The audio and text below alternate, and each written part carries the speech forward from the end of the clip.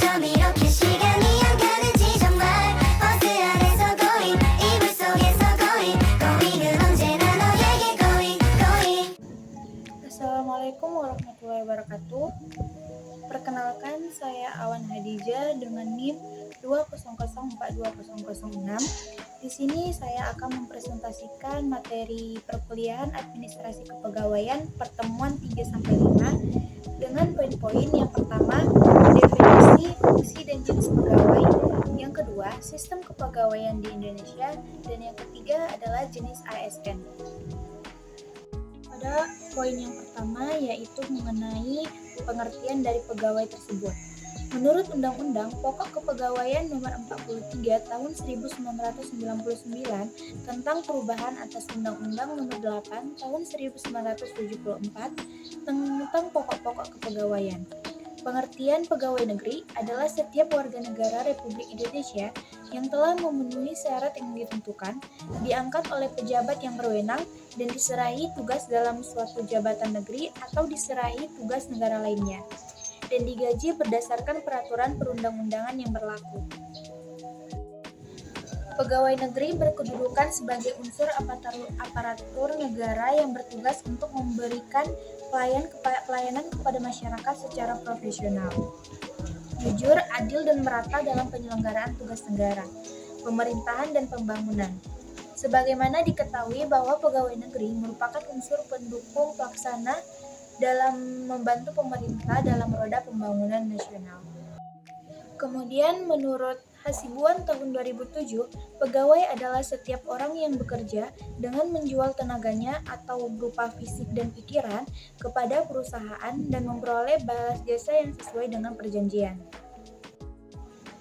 Kemudian fungsi pegawai berdasarkan Undang-Undang Nomor 5 Tahun 2014 ada 3. Yang pertama adalah pelaksana kebijakan publik, yang kedua pelayan publik, dan yang ketiga adalah perekat dan pemersatu bangsa.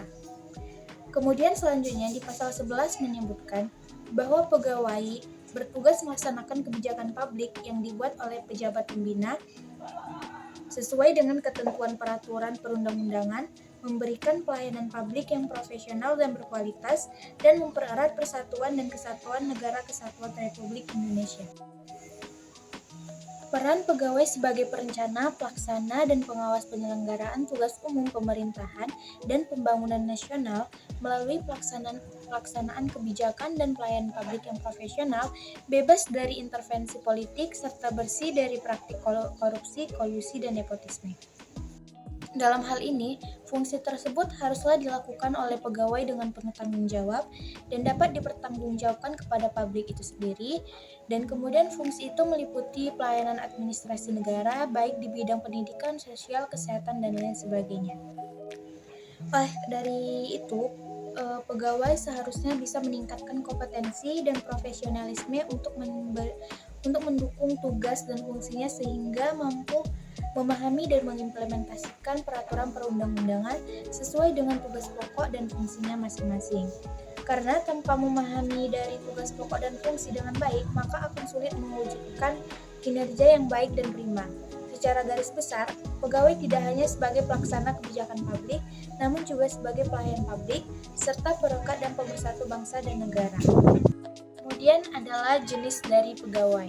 Berdasarkan pasal 6 Undang-Undang Nomor 5 Tahun 2014, jenis pegawai terbagi menjadi 2. Yang pertama adalah PNS dan yang kedua adalah PPK.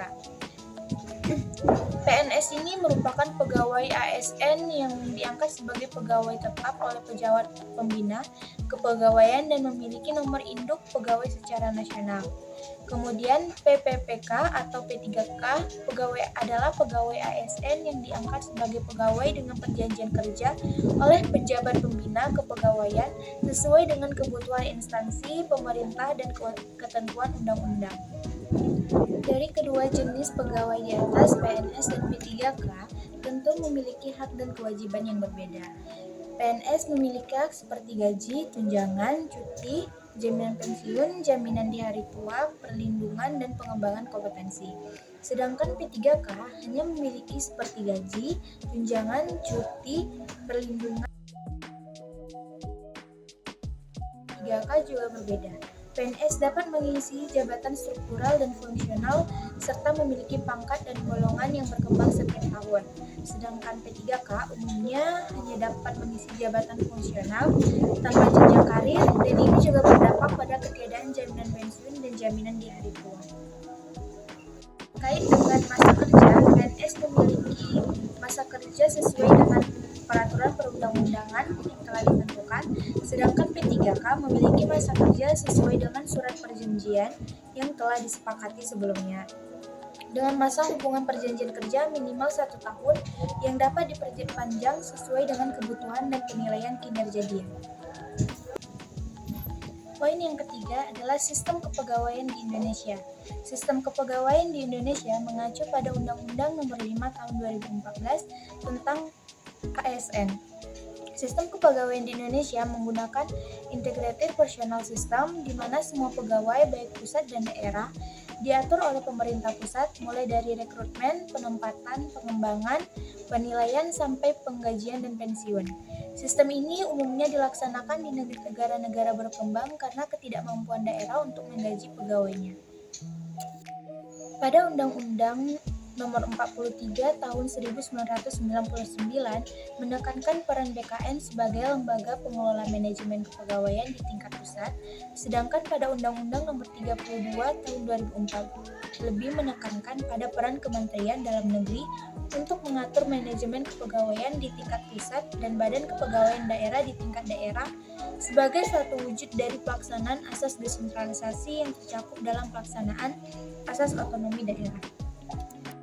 Presentasi yang telah saya sampaikan dapat kita simpulkan bahwa pegawai adalah warga negara Republik Indonesia yang telah memenuhi syarat yang telah ditentukan dan kemudian diangkat oleh pejabat yang berwenang dan mendapatkan tugas yang telah ditentukan juga, kemudian diberi gaji berdasarkan peraturan perundang-undangan yang berlaku. Kemudian fungsi pegawai berdasarkan Undang-Undang Nomor 5 Tahun 2014 ada 3. Yang pertama, pelaksana kebijakan pabrik, pelayan pabrik, dan perekat pemersatu bangsa. Dan kemudian jenis dari pegawai ada 2, yaitu PNS dan P3K. Hasil presentasi saya, maaf jika ada salah kata. Wassalamualaikum warahmatullahi wabarakatuh.